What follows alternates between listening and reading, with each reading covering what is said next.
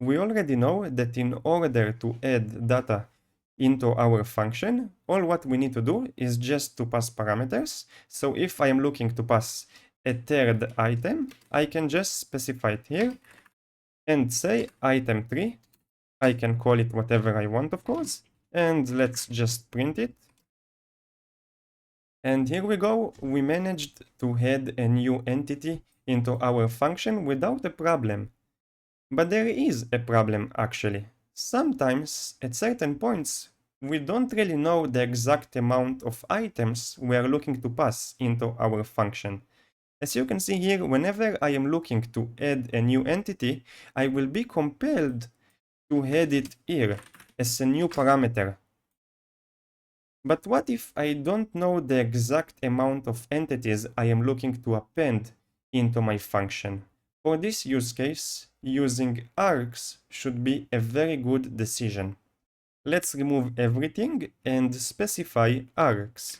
You can call it whatever you want, but it's a good convention to call it args.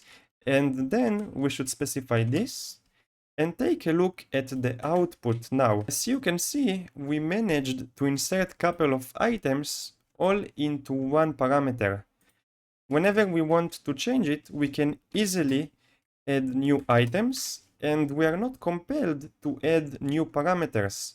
All of those are packed into this parameter.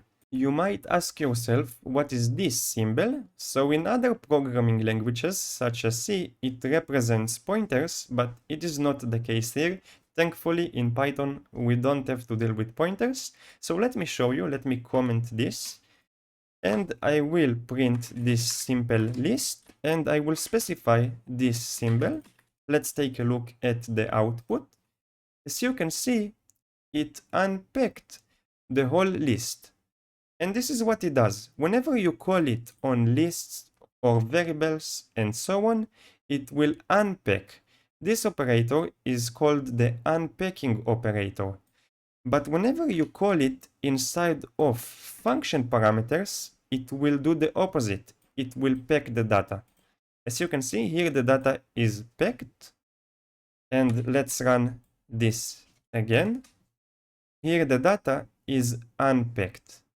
So that's the whole difference. Now we should learn about Kwargs. It does the exact same things, but it works with a different set of data.